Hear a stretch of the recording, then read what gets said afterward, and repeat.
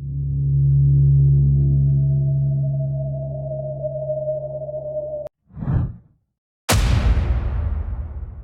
in 2010, I made the bold decision to move from New Orleans all the way up to Eugene, Oregon. I was 24 at the time, just me and my 2-year-old pit bull, crammed into this clunky 14-foot U-Haul filled with everything I owned. This was before I had a smartphone, just a basic flip phone with no GPS and a thick stack of printed MapQuest directions in the passenger seat. It wasn't exactly the best setup for navigating unfamiliar roads, especially since cell service vanished completely in parts of the desert for what felt like entire lifetimes. Still, I was excited and determined to make this cross-country trip on my own terms. Somewhere deep in central Texas, I realized I had made a bit of a miscalculation. My gas gauge was flirting with empty, and I hadn't seen another town, exit, or even a gas station for ages. Just as I was starting to panic and question my life decisions, this tiny little town popped up out of nowhere like a mirage. I didn't catch the name of it because I was too focused on getting to the pump before my truck sputtered out. It was one of those blink and you miss it places, maybe 6 streets total, barely any signs, and quiet in a way that didn't feel entirely normal. I filled up at the pump, never even went inside the building, and figured I'd be back on the highway in no time. Except, I couldn't find the way back to the highway. And I don't mean like I got turned around once or twice.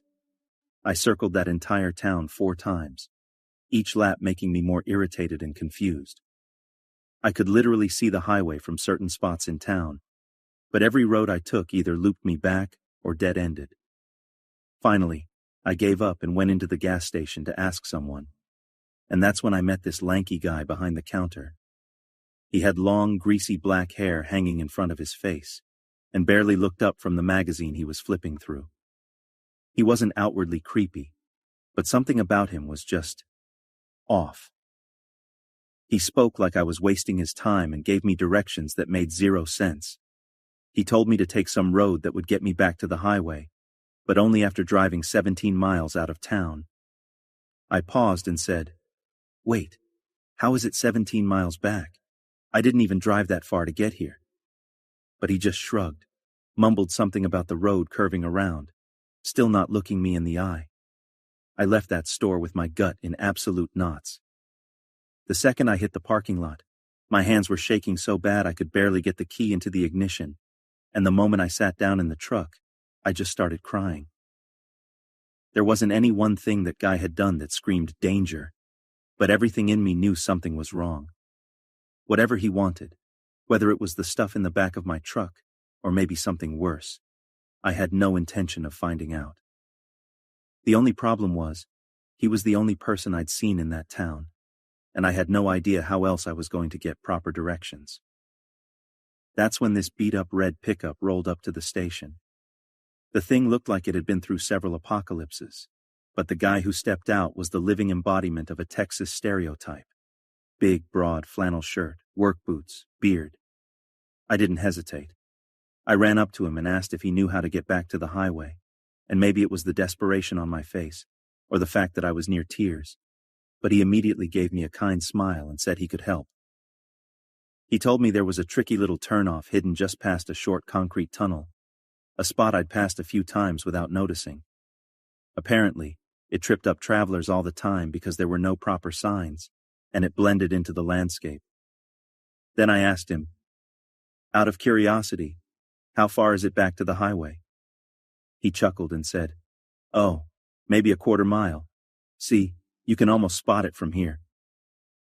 My stomach dropped, so I told him the directions that the guy at the station had given me, and his whole face changed.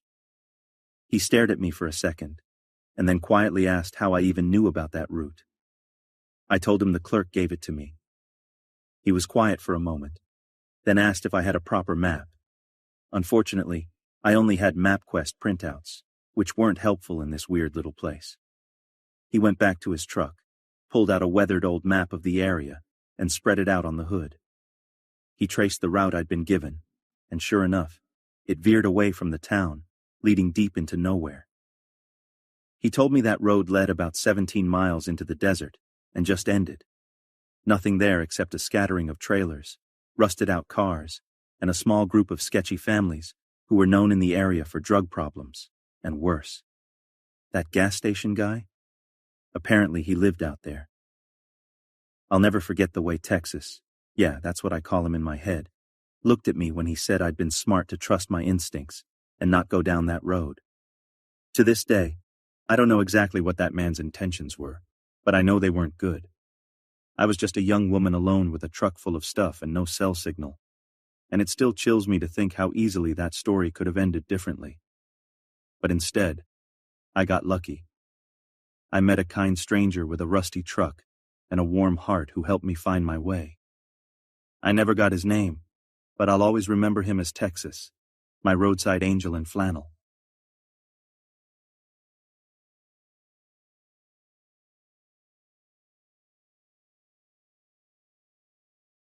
This happened quite a few years back, maybe when I was around 20 or so. One of my best friends had invited me to tag along with his family on a little road trip that ended with a concert just across the border. The plan was pretty laid back: drive during the day, then pull into campsites at night and crash in their camper van. Nothing fancy, just good company, music, and a break from the usual routine. Our first night on the road, we hadn't even crossed the border yet when we rolled into a cozy little campground that sat right next to a beach. It had that calm, family vacation kind of vibe. RVs parked in neat rows, kids running around earlier in the day, and not a sketchy soul in sight. So naturally, we all let our guard down without thinking twice about it. After dinner, while everyone was settling in for bed, I decided to step out for some air and clear my head. I've always loved being near the water, and since the camper was basically parked right next to the shoreline, I figured a quick walk wouldn't hurt.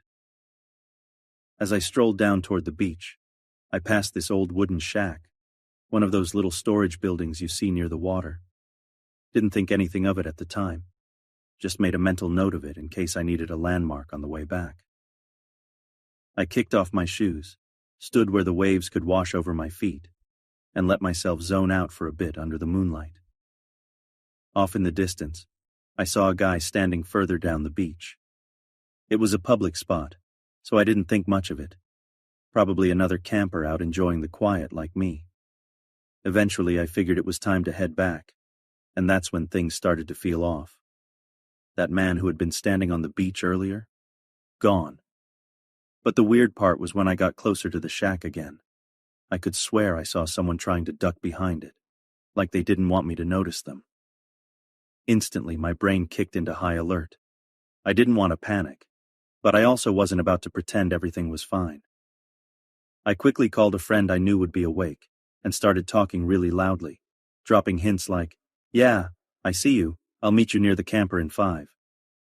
I gave that shack a huge amount of space as I kept walking, making sure whoever was there knew I wasn't clueless or alone. I made it back safely, locked the camper door behind me, and climbed into bed trying to shake off the unease. I didn't say anything to my friend or his family because, honestly, I figured it could have been something harmless. Maybe a drunk tourist. Maybe someone just being weird. Either way, I pushed it out of my mind and enjoyed the rest of the trip like nothing happened. Fast forward about a year later, I was hanging out with that same friend, reminiscing about the trip, when that weird beach moment suddenly popped into my head. I casually brought it up, kind of laughing about how creeped out I'd been. But as I was talking, I noticed he got really quiet. Then he told me something I hadn't heard before. Apparently, a few months after the trip, his younger brother had mentioned something strange at breakfast one day. The same night I came back from the beach, his brother had woken up in the middle of the night to grab some water. As he passed by the camper's window, he saw a man standing right outside, staring in. The guy bolted as soon as he realized he'd been seen, but it definitely freaked him out. We both sat there in silence for a bit, realizing how much worse that night could have turned out. Whoever was hiding near the beach shack might have actually followed me back to the camper. I still don't know what he wanted, and honestly, I don't want to know. But it makes me really grateful I trusted my gut and didn't go back quietly that night. I think about it more than I'd like to admit. So this happened a couple summers back when my boyfriend and I were heading home after a weekend camping trip deep in the backcountry of British Columbia. We were on one of those long, bumpy forestry roads, like an hour or so from any paved highway, and since we'd camped out there plenty of times before, we knew the area pretty well. Usually the only people you run into that far out are either other campers in lifted trucks or guys driving logging rigs. It was a gorgeous day.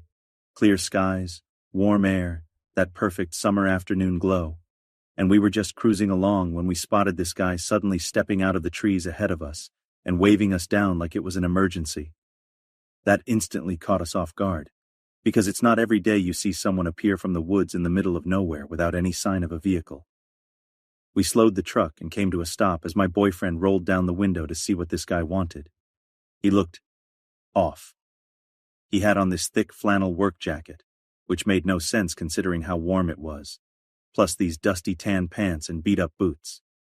He had kind of wild, unkempt hair, big old glasses, and this pale, kind of gaunt face. He looked like someone you'd expect to see fixing a fence post, not walking out of the woods like a ghost. He told us his car battery had died, and asked if we could give him a jump. On the surface, it sounded like a reasonable request, but the way he spoke, it was slow and too calm, almost like he was reading a script, definitely made both of us uneasy. Still, we try to be decent people, especially that far out where help is hard to come by, so we said we'd help. He mentioned his car was just a bit further up, down this side trail that was completely overgrown. As he started walking ahead, we followed behind in the truck, kind of joking to each other that this could totally be the start of a horror movie. But under the humor, we both were actually on edge. After maybe 150 meters down this tight, brush-covered path, we rolled into a small clearing we never would have seen if he hadn't shown us. Sure enough, there was a dusty old beige sedan parked there, way too delicate-looking for those rough roads, with the trunk open and a blanket kind of tossed over the back like it was hiding something. The hood was already up, which was weird, but my boyfriend got out and grabbed the jumper cables while I quietly slid into the driver's seat, just in case. I didn't want to overreact, but something about the whole setup felt wrong. I even glanced around for anything I could grab as a weapon if I needed to. The guy kept talking to my boyfriend in this awkward, forced friendly tone, mentioning some buddy who had supposedly been fishing with him, but took off earlier, which didn't make a ton of sense. He just stood there while my boyfriend did all the work, like he was waiting for something. Eventually, my boyfriend had to remind him to get in his car and turn the key, which he did, and yeah, the engine started. He hopped back out and thanked us, but his tone was oddly intense, like he was trying really hard to act normal, but not quite pulling it off. My boyfriend didn't even bother properly putting the cables away. He just got in the truck, and as soon as he shut the door, I threw it in reverse and backed the heck out of there, with branches scraping along both sides of the truck. When we got back to the main road, I exhaled for the first time in what felt like forever. As we drove away, my boyfriend told me the guy had just stood there, silently watching us the entire time as we backed out. And sure, maybe he was just a weird dude with a dead battery and some social awkwardness, but neither of us saw any fishing gear near the car, and the whole thing felt too strange to be just a coincidence. I still get that pit in the stomach feeling when I think about how isolated that spot was. I honestly think the only reason nothing bad happened was because we both stayed sharp and didn't give him the chance to catch us off guard. Sometimes trusting your gut makes all the difference. This happened to me back in the fall of 2020, right in the middle of the whole pandemic craziness. My buddy, let's just call him Jay, and I were making a road trip from New York to Michigan to take care of some flooring jobs and maybe check out a couple houses we were thinking of flipping. We had loaded up his work truck, a sturdy Ford F-150, and decided we'd hit the road at night to beat the traffic and get there by morning. We were driving through Pennsylvania, and if you've ever been on those winding mountain highways out there, especially I-80, you know it's no joke. Just endless curves, narrow lanes, and steep drop-offs if you mess up. I was the one driving while Jay tried to get some sleep, and around midnight or so, I pulled into a service plaza to fill up and grab a few snacks. There weren't many people around, just one other car a few pumps over, a reddish SUV, maybe a Suzuki or something close. I didn't pay much attention, just noticed it, and moved on. Fast forward about 30 minutes, and I'm back on the highway doing a solid 90 in the left lane, when I see headlights creeping up behind us. At first I didn't think twice about it, but after a few minutes, I realized it was the same SUV from the gas station, and something about that started to bother me. To test a hunch, I slowed down to around 70, expecting the SUV to pass, but instead, it dropped speed right along with me. That's when I nudged Jay awake and told him I thought we were being followed. He perked up immediately. This guy used to be in the army, so he's wired to pick up on shady behavior fast. Without missing a beat, he says, "Yeah, I saw that guy at the gas station too. He gave you a weird look when you walked by him." Jay tells me to switch lanes, so I do, and the SUV switches right with me. Then he says, "All right, pull over. Let's see what he does." So I slow to a crawl and roll onto the shoulder. Sure enough, the guy actually stops behind us. At that point, Jay is like, "Yeah, this dude's got a gun or something. He's way too bold for this to be nothing." Jay tells me to punch it and go, and as I'm accelerating, he's rummaging through the cab, grabbing whatever could be used as a weapon. Hatchet, machete, a couple pocket knives. Nothing too crazy, but enough to put up a fight if it came down to it.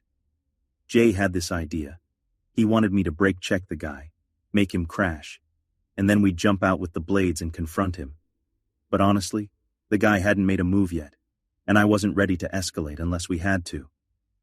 Instead, Jay grabs a big handheld spotlight from the back of the truck and opens the rear window. He aims it at the SUV and flips it on. We were hoping to catch a glimpse of the driver, but the front windows were tinted way too dark to see through. I swerved lanes and told Jay to hit him with the light again from the side. That time, for just a few seconds, we got a full look, and it was enough to give me chills. The guy looked off. He was tall, hunched over the wheel, had this weird, gaunt face that reminded me of Uncle Fester from the Addams Family, but with wild hair kind of like Kramer from Seinfeld. His expression was intense, like he was completely locked in on us. But once he realized we were both alert, that we saw his face, and that we weren't easy targets, he suddenly veered off at the next truck stop and disappeared. To this day, Jay and I still argue about what we should have done. He thinks the guy was a full-blown killer, maybe just cruising around looking for someone alone to pick off. Could have been a trucker sleeping in his cab who ended up being the unlucky one that night. Personally, I don't know exactly what that guy had planned, but I'm 100% sure it wasn't good. Whether it was robbery or worse, I'm just thankful we didn't stick around long enough to find out. A few years back, maybe 8 or 9 now, 2 of my close friends and I thought it'd be fun, and cheap, to take a Greyhound road trip from New York to New Orleans, just making stops in different cities along the way. We weren't rolling in money, so the plan was simple: ride the bus, crash at budget hotels, explore a bit, then hop on to the next spot. It sounded like an adventure, and for the most part, it was, until we hit Atlanta. That's when the trip suddenly stopped feeling like a vacation and started feeling like the beginning of a true crime documentary. We got to Atlanta late, probably around midnight, and after checking our maps, we saw that our hotel was only a few blocks away from the station. In our heads, that meant walking would be no big deal, and we didn't want to waste cash on a cab. Classic mistake. A driver near the entrance offered us a ride, but something about him was wrong. So we politely declined and set off on foot, 3 clearly out-of-place guys dragging rolling suitcases through a rough part of town, like we were asking to be robbed. Barely a minute into the walk, this woman who looked strung out started following us, talking fast and asking for money, offering a good time if we went with her. We tried brushing her off and sped up, but the situation just kept getting sketchier. A few steps later, we noticed 3 guys wearing bandanas trailing us, not saying anything, just staying behind us at a steady distance. We stopped to adjust our luggage, and so did they. That was the moment my stomach tightened. We were being hunted, plain and simple. Right as things were escalating, the woman came back even more aggressive, still pushing the same weird deal. Thankfully, a massive bouncer from a nearby strip club saw the situation unfold and shouted at her to back off.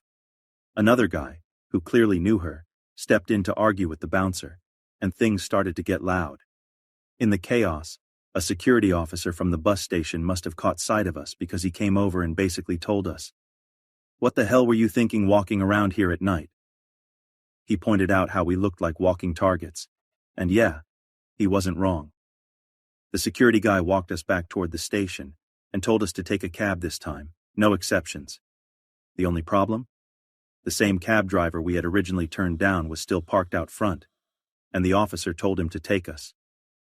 The second we got in the car, that uneasy feeling came rushing back. He took a weird route, hit the gas hard, and started mumbling to himself under his breath like he was having a conversation with someone who wasn't there. We noticed he locked all the doors with a button on the dash, and weren't sure if we were being kidnapped or just driven around by someone unhinged. We told him a couple of times that the hotel was in the other direction, but he ignored us. When he finally pulled up to the hotel, he stopped and just stared straight ahead for a moment, breathing hard. Then, without looking at us, he said in this calm but creepy voice, "Why didn't you get in the car earlier? Something wrong with the way I look?" It was clear he was pissed we rejected his offer at first. We tried to explain we just thought the walk would be quicker and didn't know the area well. We paid the fare, gave him a decent tip just to avoid any drama, and practically sprinted to the hotel doors. But before we made it inside, I turned back, and there he was, standing outside his car, just staring at us like we owed him something. No words, no movement, just that cold stare. Inside the hotel, things didn't get better. It was sketchy. We barricaded the door, and none of us slept more than an hour.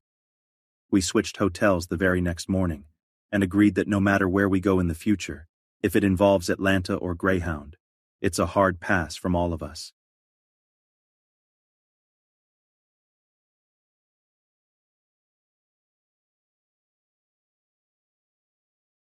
Back in early 2016, I was 23 and living in this quiet little spot up in northern New Mexico.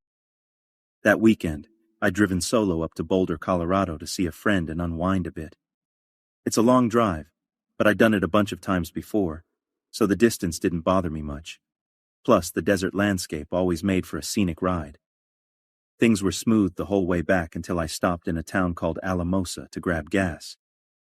That's the last real town before you're back in no man's land for almost 90 miles, with nothing around but dirt roads, scattered trailers, and high desert terrain.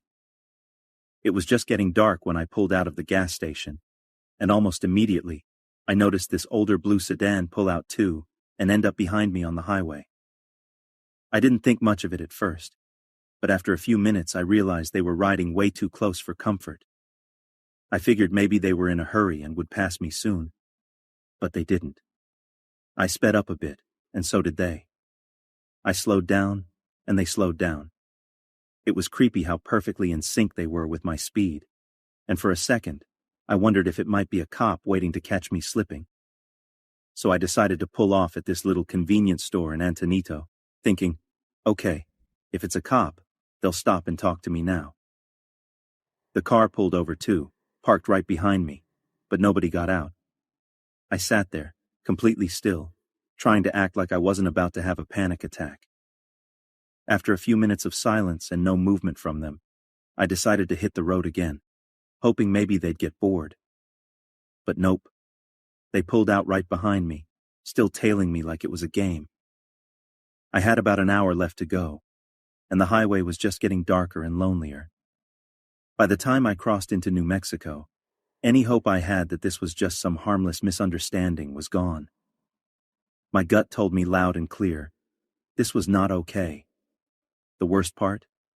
My phone was practically useless. It was one of those older iPhones that only worked when connected to Wi-Fi, and I was deep in an area known for being sketchy, especially out on the Taos Mesa. People talk about weird stuff happening out there. Lights in the sky, people going missing, you name it. And now I was being followed through it, with no way to call for help. I was so shaken up that I totally missed the turn that led to the long dirt road home.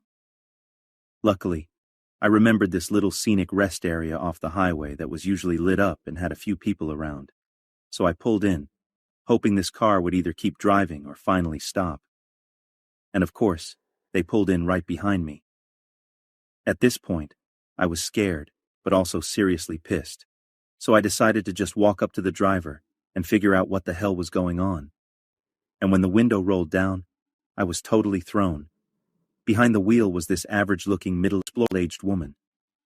I don't know what I was expecting, but it sure wasn't that. I asked her why she'd been following me for nearly 90 miles, and she gave me this weird excuse about thinking I was her daughter. I just stared at her like, "Lady, what?" My car had plates from a different state, was covered in bright, weird bumper stickers, and looked nothing like something you'd mistake for your kids. Also, wouldn't you call your daughter if you were really that confused? None of it made sense, and honestly, the more she talked, the creepier it felt. I chewed her out and drove off again, thinking that would finally be the end of it. But when I turned off onto the dirt road that leads to my house, she turned in too. I slammed the brakes, jumped out, and told her very clearly that this wasn't a public road. There was no other way out, and it was dangerous to get lost out here in the dark. She just kept apologizing in that same soft tone.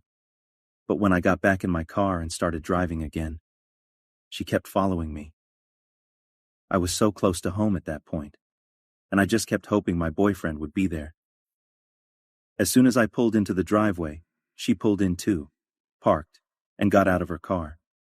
She started walking toward me, asking if she could crash at our place for the night, because she was too tired to keep driving. I started yelling at her to leave, and right as the noise picked up, my boyfriend came out onto the porch. The second she saw him, she stopped in her tracks, turned around, and basically sprinted back to her car. She took off without saying another word, and we never saw her again. To this day, I have no idea what her real motive was, or if someone else was hiding in the back seat of that car. I just know she followed me for nearly 90 miles through isolated roads, lied straight to my face, and only bailed when another adult showed up. Whatever she was up to, it wasn't good.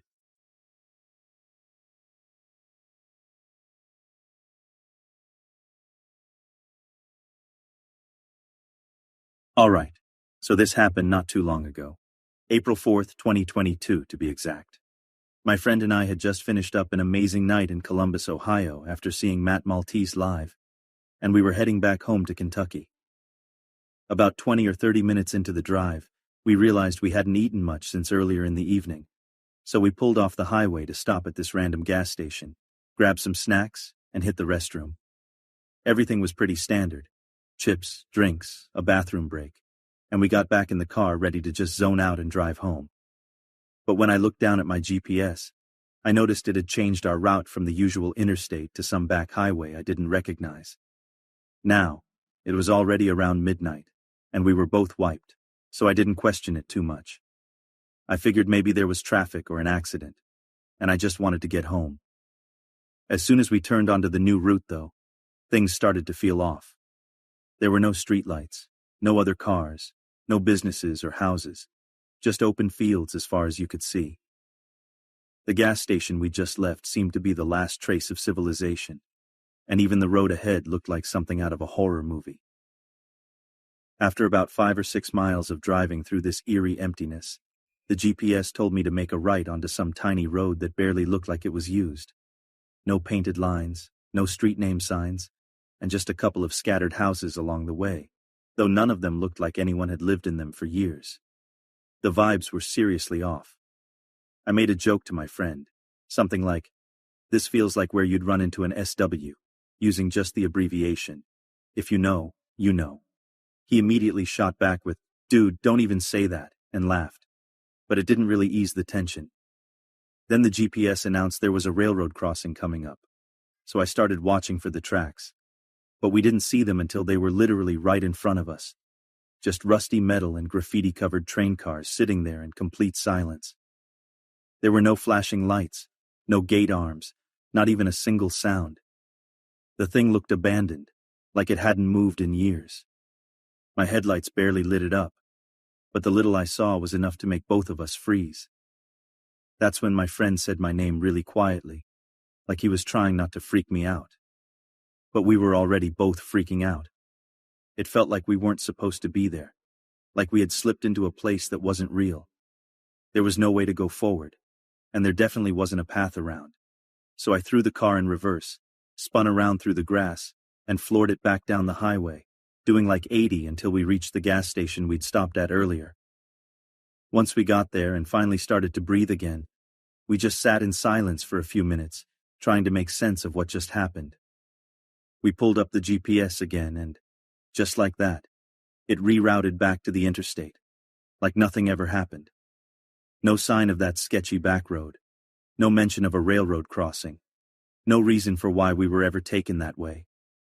And the thing is, that train wasn't just broken down recently. The wheels were corroded. The whole thing looked like it had been rusting in that spot for years. Why would the GPS send us to a dead end like that? The more I think about it, the more it messes with me. From the second we left that gas station to the moment we came back, it all felt fake. Like we weren't really there, or we were somewhere else entirely. It didn't feel like a normal detour or a bad route. It felt wrong.